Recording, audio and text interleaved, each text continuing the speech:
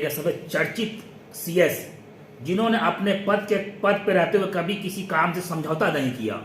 उन्हें काम करने का अंदाज थोड़ा डिफरेंट था, लेकिन बहुत ही सटीक और सही था। कहते रख हौसला वो मंजर भी आएगा, प्यासे के पास चलकर समंदर भी आएगा। इस शेर को सच साबित करने के पीछे राजदेव प्रसाद सिंह ने पूरा का पूरा जोर लगाया और सच साबित किया भी।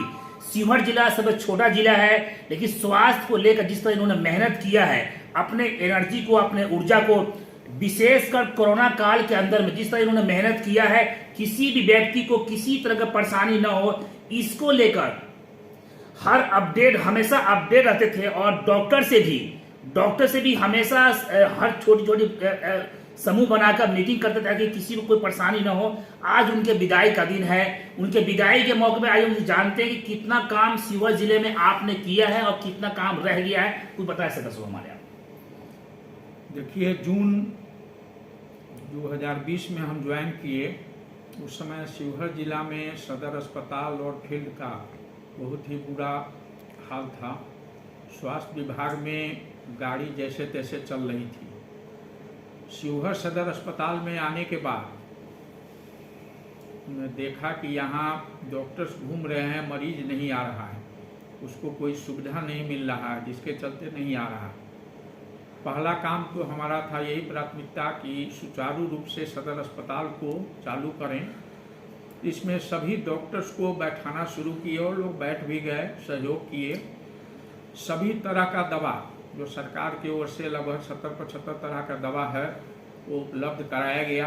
सभी मरीज को मिलना शुरू हुआ। जांच का सुविधा उपलब्ध कराया गया, एक्सरे का सुविधा उपलब्ध कराया गया, अल्ट्रासाउंड का किया गया, जिससे मरीज को विश्वास जगा सदर अस्पताल शिवहर के प्रति। और उस समय जो एक दिन में 15-20 मरीज आता था, सीधे एक दिन में 150-200 हुआ। आज के दिन में 400-500 मरीज प्रतिदिन आ रहा है। तो ये शुरुआती उसमें थोड़ा सा, जैसे आप बोले कि थोड़ा मेहनत करना पड़ा, लोग इधर उधर भागते थे, उनको कड़ाई भी किया गया, प्रेम से भी बुलाया गया।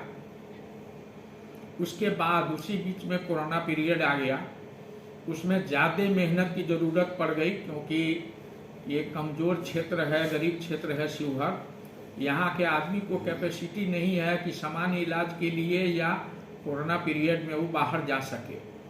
उसके लिए हम लोग एकदम सतत प्रयास करके दवा, ऑक्सीजन, नर्स, डॉक्टर का पूर्णतः तैनाती कर दिए हम लोग कोविड हॉस्पिटल में।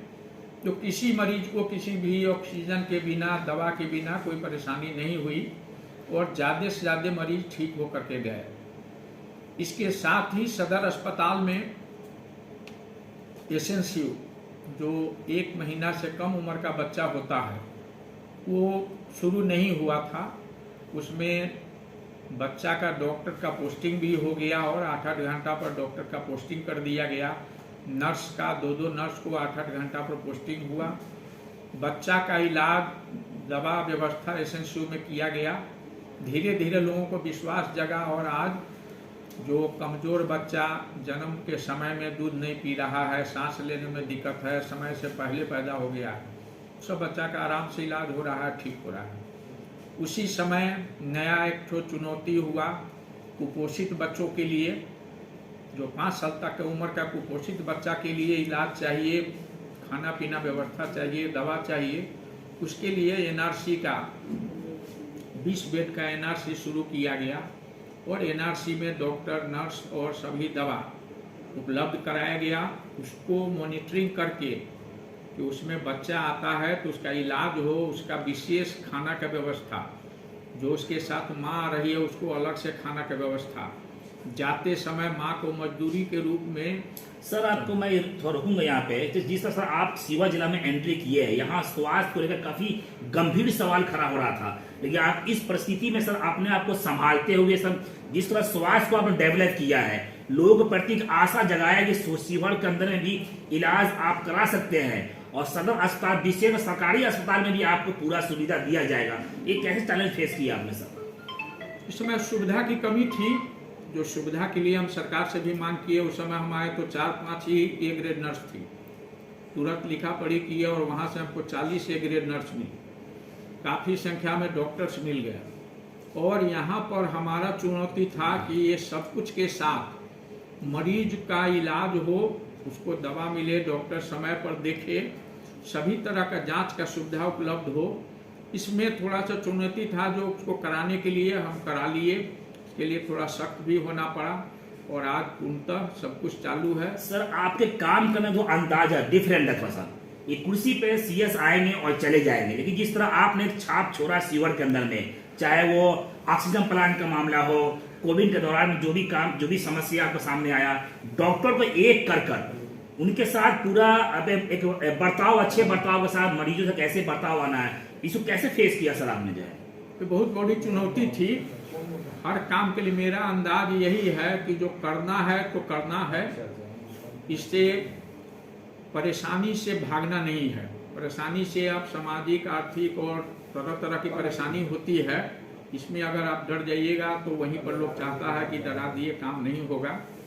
पब्लिक से, नेता से, हमारे डॉक्टर से, कर्मचारी से, सबसे सामना होते रहा, लेकिन उन लोगों को समझा बुझा करके काम कराते रहे, पीछे नहीं हटे। तो वो लोग भी सामने आकर के सब काम करना शुरू किए और इस तरह से। सर आपके कार्य जब से आप ड्यूटी संभाले सीवर जिले के अंदर में, सर इसमें कितने काम हुआ है आप तक, कुछ बताएंगे सर आप दर्शकों को हमारे?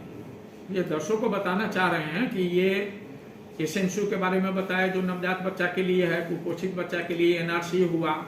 उसके बाद आपको हम लोग खून जांच का पूरा लेबोरेटरी रन करा दिए। डायलिसिस जो हम आए तो दुखद पहलू था कि ये गरीब क्षेत्र के लिए डायलिसिस का मरीज को मुजफ्फरपुर जाना पड़ता था, पटना, ये नहीं भी जा पाता था, और उसके लिए लग भीड़ करके जगह उपलब्ध करा के कंपनी को सहयोग करके डायलिसिस का व्यवस्था किए और बहुत अच्छा से लोगों का इलाज हो रहा है। खून पेशाब का जांच होना था, अल्ट्रासाउंड का व्यवस्था करवाए, एक्सरे का व्यवस्था कराए, आँख में ऑप्थेल्मोलॉजिस्ट जांच करते हैं उसका व्यवस्था करवाए, दांत के सभी मशीन उखाड़ने और लगाने का उसका व्यवस्था करवाए। उसके बाद ब्लड बैंक का व्यवस्था हो गया।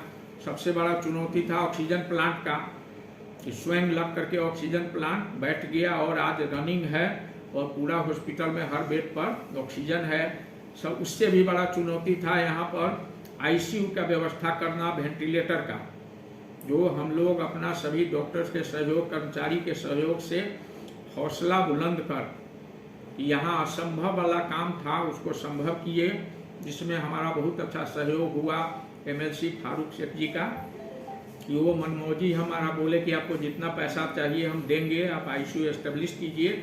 और हमको आईसीयू में 6 बेड का आईसीयू शुरू हो गया, सब पर ऑक्सीजन सप्लाई हो गया और आज के डेट में वो चालू है।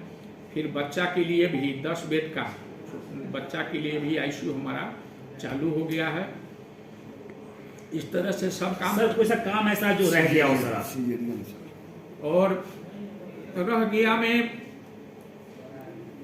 ऐसा अभी सीटी स्कैन बैठाना था, जो हमारा प्राथमिकता था, हम जगह उपलब्ध कराए और उसमें अभी कंपनी की ओर से बीएमएसएल से देरी के चलते एक तो सीटी स्कैन अभी नहीं बैठा है। बाकी जो सरकार का जितना प्रोग्राम था आज के डेट तक में हम लोग 100% सब कुछ कर लिए हैं। सर एक सवाल आपसे ये है कि जिस तरह कोरोना महामारी जो फैला हुआ था पूरे देश के अंदर में, अभी भी चल ही रहा है। फर्स्ट कोरोना महामारी के दौरान जिस तरह लोग ऑक्सीजन की कमी हो रही थी, लेकिन शिवहर जिला पूरा मुतमईन था, ऑक्सीजन बोलेगा सर, ये कैसे हुआ सर?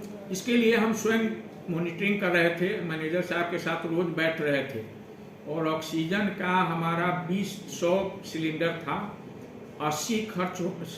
20 खर्च होने के बाद 80 मेरे पास रहता था, 20 हम मुजफ्फरपुर से भरवा करके रोज मंगवा लेते थे। इसके लिए कभी कभी कठिनाई हुई कि नहीं मिलेगा, स्वयं हम डीएम मुजफ्फरपुर से बात करके नहीं हमारा प्रॉब्लम हो जाएगा, और उन्होंने सहयोग किया और हमारा ऑक्सीजन सिलेंडर मिलते रहा।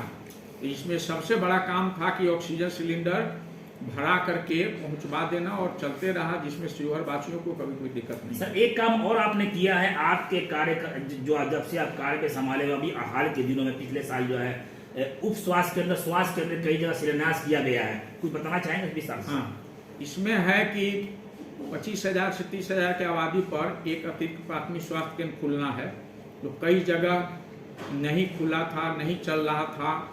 लोगों के सहयोग से, जैसे यहाँ पर सुगिया कटसरी में जनहित में हमको ज़मीन उपलब्ध कराया गया जय नसीम के द्वारा नसीम साहब के द्वारा, और उसके बाद वो अभी फाइनल व्यवस्था में चला गया है। हम लोग लिख दिए हैं कि वहाँ बनने के लिए मकान 1 महीना के अंदर में काम शुरू हो जाएगा। स्वास्थ्य उपकेंद्र कुछ जहाँ जहाँ था वो रनिंग नहीं था, सबको ठीक कराया गया है। स्वास्थ्य उपकेंद्र भी चला। प्रतिदिन हम किसी न किसी स्वास्थ्य केंद्र, एडिशनल पीएचसी या पीएचसी का भ्रमण करते रहे। सबसे ज़्यादा मेहनत इसी में था। सर आपके साथ काफ़ी सवाल भी खड़ा हुआ क्योंकि आप जो काम तरीका था वो थोड़ा अलग था सर। आपका थोड़ा सा एक अटैच मूड में होते थे आप हमेशा कि बस किसी काम को करना है तो कर गुजरना है। तो क्या आपके पीछे कोई दबाव प्रेशर नहीं आता था? बहुत आता था, बहुत तरह का दबाव आता था कि आप छोड़ दीजिए, उस काम को छोड़ दीजिए, उस डॉक्टर को छोड़ दीजिए, इसमें क्यों डेट लेते हैं। मेरा जिंदगी में यही रहा है कि करना है तो करना है। ऑफेंसिव रहता है मेरा। फुटबॉल का सिद्धांत होता है कि अगर आप बचाव में गए तो आप पर गोल होते चला जाएगा। ऑफेंसिव है कि नहीं। सर आपके साथ डॉक्टर का तालमेल कैसा रहा यहाँ? शुरू से डॉक्टर का तालमेल ठीक रहा। कुछ डॉक्टर जो सहयोग नहीं कर रहे थे तो बोले कि हम नहीं करेंगे, हम भाग जाएंगे, तो भाग गए तो हम फिर डॉक्टर दूसरा मांगे, सरकार से मिला, सब डॉक्टर काम कर रहे हैं। इसमें मेरा कोई कंप्रोमाइज नहीं था कि आप नहीं काम कीजिएगा आपको हम छोड़ देंगे, या कोई वीआईपी है किसी का पैरवी है। सबसे ज़्यादा यही थी परेशानी, किसी का पैरवी हम सुने नहीं, और धीरे धीरे सब लोग साथ देने लगे। और हम सर सीहोर जिला बहुत छोटा जिला है सर, लेकिन यहाँ कारनामे बड़े बड़े हैं। सीहोर जिला में कैसा लगा सर? नहीं, सीहोर जिला तो बहुत है। यहाँ पब्लिक बहुत इनोसेंट है। पब्लिक काम चाहती है, सेवा चाहती है, और पब्लिक को सेवा हम दे रहे हैं। तो यहाँ पर बहुत अच्छा लगा। इतना दिन में किसी तरह हमको कोई परेशानी नहीं हुई और सबका सहयोग हमेशा मिलता है। सर लास्ट संदेश क्या देना चाहेंगे सर? आप जो जाने के बाद जो दूसरा नए आएंगे क्या कहना चाहेंगे सर? उनके लिए यही कहना है, जो काम कर दिया गया है उस लकीर को वो चालू रखेंगे, उनको कोई परेशानी नहीं होगी। और अगर वो लकीर से हटेंगे तो उनको परेशानी हो जाएगी जनता से। जनता जो सुख देख चुकी है, जो सुविधा उपयोग कर चुकी है, वो किसी को माफ नहीं करेगी कि हम देख चुके हैं यहाँ ये सुविधा मिल रहा था, अब क्यों नहीं मिलेगा। उसी लकीर को चलाते रहेंगे, कोई दिक्कत नहीं होगी। धन्यवाद। अभी आप देख रहे थे एमएस न्यूज। अभी आपने सुना राजदेव प्रसाद सिंह, जिन्होंने अपने काम के जरिए आप एक अलग सी पहचान बनाया सीहोर जिले के अंदर में। धन्यवाद। अभी आप सुन रहे थे civil surgeon doctor RP Singh को। रिटायर होने से पूर्व उन्होंने सीहोर जिले के व्यवस्थाओं से रूबरू मीडिया से करा रहे थे।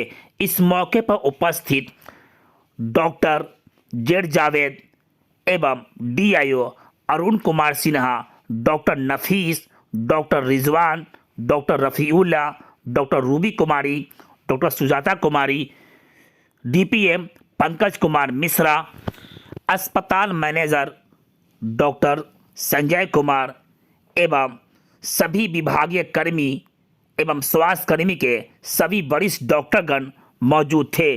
सभी ने अपने चहीते सीएस को विदाई समारोह पे उनके किए गए कार्य को बारी बारी से गिनाया एवं उनके किए गए कार्य को आगे बढ़ाने का डॉक्टरों ने संकल्प लिया। बस इतना ही। छोटी बड़ी खबरों के लिए आप हमारे एमएच न्यूज़ चैनल को सब्सक्राइब करें, लाइक करें, शेयर ज़रूर करें।